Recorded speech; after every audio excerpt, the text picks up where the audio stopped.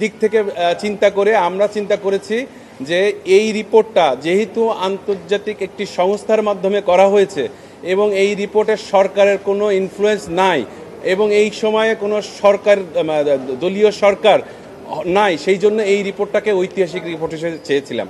তখন মহামান্য কোর্ট আমাদের সাবমিশন শুনে এটাকে একটা রুল দিয়েছিলেন। আজকে 2টি রুলের নিষ্পত্তি হয়েছে। প্রথম রুল যেটি বলেছি যে বিচারের যে কাঠামো, সেই কাঠামোকে সরকার যেহেতু ব্যবস্থা নিয়েছে এবং রিপোর্ট দেওয়া হয়েছে, ডেপুটি অ্যাটর্নি জেনারেল রিপোর্ট দিয়েছেন যে কতগুলো মামলা অলরেডি ফাইল করা হয়েছে, কোনটা প্রক্রিয়াধীন, এগুলো এই প্রথম রুলের মধ্যে বলা হয়েছে। এবং দ্বিতীয় রুল যেটা ছিল যে হিস্ট্রিক্যাল রিপোর্ট, সেটাকে আজকে কোর্ট ঐতিহাসিক রিপোর্ট হিসেবে ঘোষণা করেছেন। সাথে সাথে আগামী 3 মাসের মধ্যে এই রিপোর্টটাকে জুলাই রেভুলেশন 2024 নামে গেজেট নোটিফিকেশন করে সংশ্লিষ্ট কর্তৃপক্ষকে নির্দেশনা দেওয়া হয়েছে এবং এই মামলাটিকে একটি চলমান মামলা হিসেবে ঘোষণা করা হয়েছে।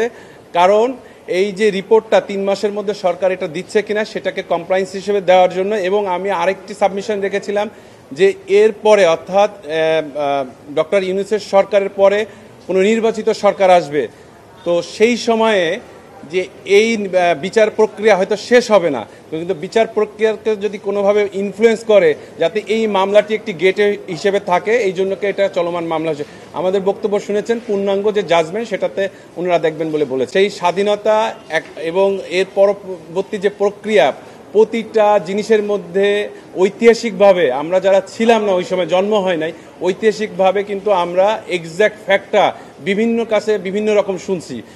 যেই সরকার যখন আসে তার মতো করে ইতিহাসটাকে ব্যাখ্যা দেওয়া হয়। সেই